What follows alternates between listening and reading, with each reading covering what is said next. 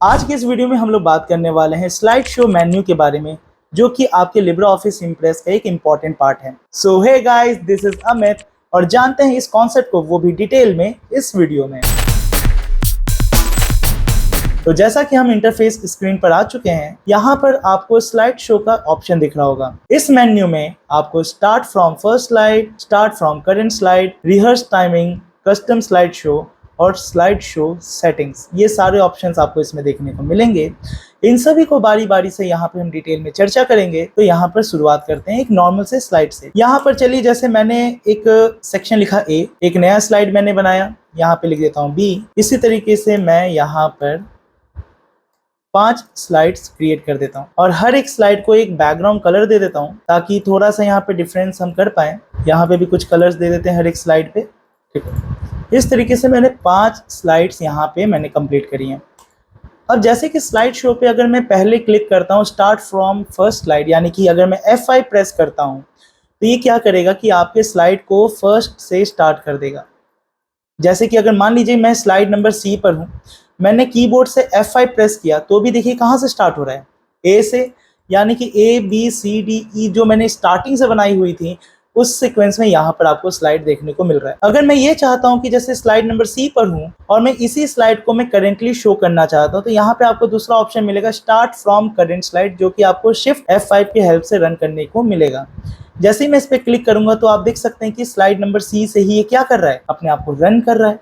चलिए इसमें कुछ ट्रांजिशंस यहाँ पे अप्लाई कर देते हैं। आपको साइड में यहाँ पे ट्रांजिशन का कुछ ऑप्शन मिल जाएगा। अगर आपको कोई ट्रांजिशंस लगाने हैं तो आप यहाँ से लगा सकते हैं, जो भी आपको ट्रांजिशंस पसंद आए। मैं फिलहाल यहाँ पे ट्रांजिशन नहीं लगा रहा हूँ। यहाँ पर आपको एक ऑप्शन मिलेगा एडवांस स्लाइड का। इस एडवांस स्लाइड पे आपको एक ऑप्शन मिल जाएगा आफ्टर का। इस ऑप्शन पे मुझे क्लिक करना है। जैसे मैं आफ्टर पे क्लिक करता हूँ, एक टाइम सेट कर देता हूँ, जैसे कि यहाँ पे मैंने कर दिया 2 सेकेंड्स और अप्लाई ट्रांजिशन टू ऑल, यानी कि 2 सेकेंड का ट्रांजिशन सभी पे ये अप्लाई हो जाएगा। अब जैसे ही मैं वापिस से फर्स्ट स्लाइड से मैं क्लिक करता हूँ, देखिए हर 2 सेकेंड पे ये अपने स्लाइड्स को चेंज करना शुरू कर देगा। तो हर 2 सेकेंड पे क्या कर रहा है, अपने स्लाइड्स को चेंज करता जा रहा है।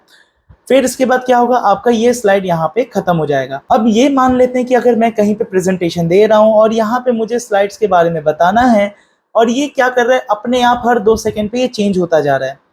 तो इस चीज़ के लिए मुझे यहाँ पे एक ऑप्शन मिलता है रिहर्स टाइमिंग का, यानी कि रिहर्स टाइमिंग अगर मैंने ऑन कर दिया तो जिस स्लाइड पे मैं जितना समय देना चाहता हूँ मैं उतना दे सकता हूँ। अभी तक क्या हो रहा है कि हर 2 सेकेंड पे ये चेंज हो रहा है। अभी जैसे मैंने रिहर्स टाइमिंग पे क्लिक किया, अब देखिए यहाँ पर आपको एक टाइमिंग शो होने लगेगा। ये जो आपका टाइमिंग है ये चेंज होता रह रहा है, और जबकि 2 सेकंड पे इस स्लाइड को जो है चेंज हो जाना चाहिए था, जो कि अब नहीं हो रहा है। और ये कब होगा, जब तक मैं माउस से क्लिक नहीं कर देता या अपने कीबोर्ड से एंटर प्रेस नहीं कर देता, तब तक ये चेंज नहीं होगा। तो इस तरीके से मैं पर्टिकुलर किसी भी स्लाइड पे जितना मुझे समय देना है मैं इवन दे सकता हूँ। तो ये काम होता है आपके रिहर्स का।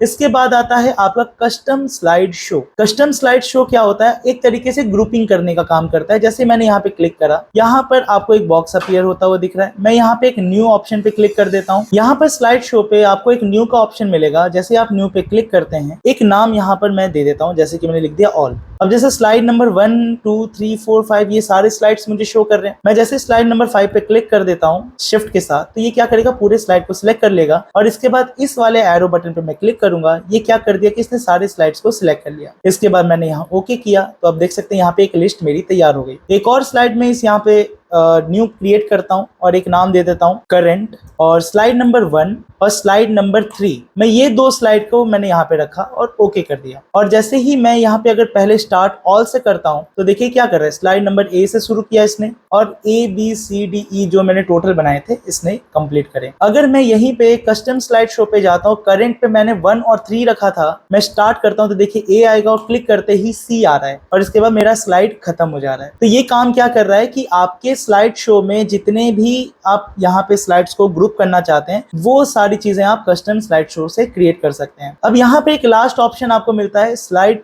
Show settings.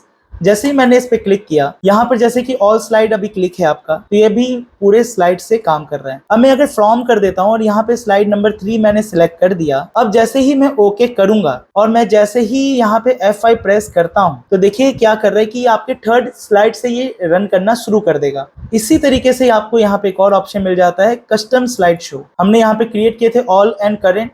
मैं यहाँ पे करंट पे क्लिक करके अगर ओके करता हूँ तो आप देख सकते हैं कि ए और सी बस रन करके यहाँ पे ऑफ हो जाएगा। ये काम होता है। चलिए और कुछ देख लेते हैं। जैसे यहाँ पे फुल स्क्रीन है, तो अभी तक जितने भी मैं स्लाइड शो रन कर रहा था वो पूरे स्क्रीन पे आ रहा था। अगर मैं इन विंडो टिक करता हूँ और ओके कर देता हूँ, अब देखिए मैं F5 प्रेस करता हूँ तो ये सिर्फ विंडो पे ही रन करेगा, ना कि पूरे स्क्रीन पर। इसी तरीके से यहाँ पर एक लास्ट ऑप्शन और मिलता है आपको, लूप एंड रिपीट आफ्टर। अब जैसे यहाँ पे मैंने क्लिक किया, अगर आप टाइम देना चाहें तो आप टाइम दे सकते हैं। मैं यहाँ पे ओके कर देता हूँ। अब देखिए F5 मैंने प्रेस किया। अब मैं जितने बार भी क्लिक करूंगा, अब ये स्लाइड एंड नहीं होगा, ये लूप में चलता ही रहेगा। ये मतलब होता है आपके स्लाइड लूप का। तो इसी के साथ हमारे स्लाइड शो मेन्यू कंप्लीट होती हैं। आई होप कि आपको इस मेन्यू में किसी भी तरह का डाउट नहीं होगा। अगर कोई भी चीजें हैं, अगर आप पूछना चाहते हैं, आप हमारे कमेंट बॉक्स में यहाँ पे पूछ सकते हैं। तो आज की वीडियो के लिए बस इतना ही। मिलते हैं फिर से एक और नई वीडियो के साथ। तब तक के लिए बाय बाय।